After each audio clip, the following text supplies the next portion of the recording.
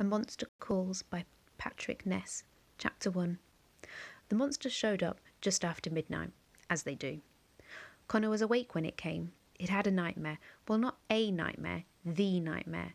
The one he'd been having a lot lately. The one with the darkness and the wind and the screaming. The one with the hand slipping from his grasp, no matter how hard he tried to hold on. The one that always ended with, "Go away," Connor whispered into the darkness of his bedroom, trying to push the nightmare back, not let it follow him into the world of the waking. "Go away now." He glanced over at his clock his mum had put on the bedside table. 12:07, 7 minutes past midnight, which was late for a school night, late for a Sunday, certainly. He'd told no one about the nightmare, not his mum, obviously, but no one else either, not his dad in their fortnightly or so phone call, definitely not his grandma, and no one at school. Absolutely not. What happened in the nightmare was something no one else ever needed to know. Connor blinked groggily at his room. Then he frowned. There was something he was missing. He sat up in his bed, waking a bit more. The nightmare was slipping away from him. But there was something he couldn't put his finger on. Something different. Something... He listened, straining against the silence, but all he could hear was the quiet house around him, the occasional tick from the empty downstairs, or a rustle of bedding from his mum's room next door. Nothing. And then something he realised was the thing that had woken him. Something was calling his name. Connor. He felt a rush of panic, his guts twisting. Had it followed him? Had it somehow stepped out of his nightmare and...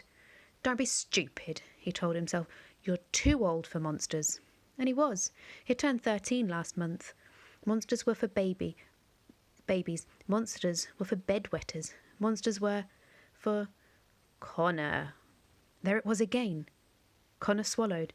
It had been an unusually warm October, and his window was still open. Maybe the curtains shushing each other in the small breeze could have sounded like... Connor. All right, it wasn't the wind. It was definitely a voice, but not one he recognised. It wasn't his mother's, that's for sure. It wasn't a woman's voice at all, and he wondered for a crazy moment if his dad had somehow made a surprise trip from America and arrived too late to phone and... Connor. No, not his dad. The voice had a quality to it, a monstrous quality, wild and untamed. Then he heard a heavy creak of wood outside, as if something gigantic was stepping across a timber floor. He didn't want to go and look, but at the same time, a part of him wanted to look more than anything. Wide awake now, he pushed back the covers, got out of bed and went over to the window.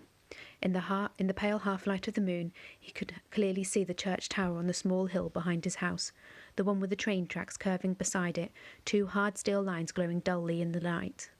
The moon shone, too, on the graveyard attached to the church, filled with tombstones you could hardly read any more.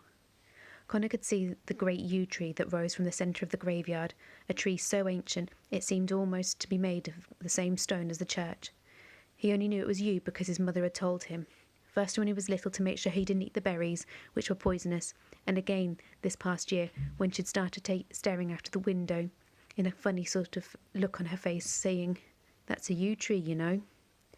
And then he heard his name again. Connor. It was like being whispered in both ears. "What?" Connor said, his heart thumping, suddenly impatient for whatever it was going to happen. A cloud moved in front of the moon, covering the whole landscape in darkness, and a whoosh of wind rushed down the hill and into his room, billowing the curtains. He heard the creaking and cracking of wood again, groaning like a living thing, like the hungry stomach of the world growling for a meal. The cloud passed and the moon shone again, on the yew tree, which was now stood firmly in the middle of his back garden. And here was the monster.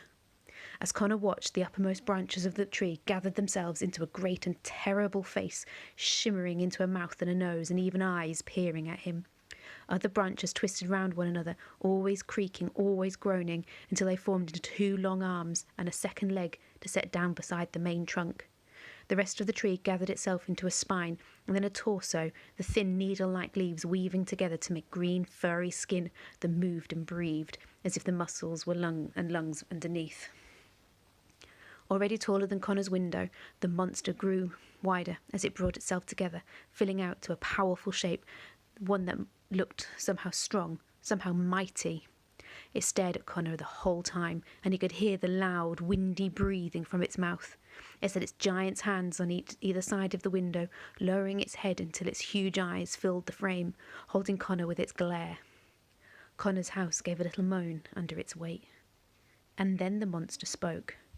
"Connor O'Malley," it said, a huge gust of warm, compost-smelling breath rushing through Connor's window, blowing his hair back. Its voice rumbled low and loud, with a vibration so deep Connor could feel it in his chest. "I have come to get you, Connor O'Malley," the monster said, pushing against the house, shaking the pictures off Connor's wall and sending books and electronic gadgets and an old stuffed toy rhino tumbling to the floor. A monster, Connor thought. A real, honest-to-goodness monster in real, waking life. Not in a dream, but here, at his window. Come to get him. But Connor didn't run. In fact, he found he wasn't even frightened. All he could feel, all he had felt since the monster revealed itself, was a growing disappointment.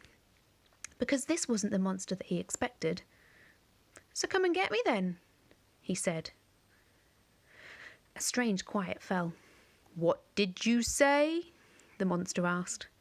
Connor crossed his arms. "I said come and get me then." The monster paused for a moment, and then with a roar it pounded its two fists against the house. Connor's ceiling buckled under the blows, and huge cracks appeared in the walls. Wind filled the room. The air thundered with the monster's angry bellows. "Shout all you want," Connor shrugged, barely raising his voice. "I've seen worse." The monster roared even louder and smashed an arm through Connor's window, shattering glass and wood and brick. A huge twisted branch wound hand grabbed Connor around the middle and lifted him off the floor.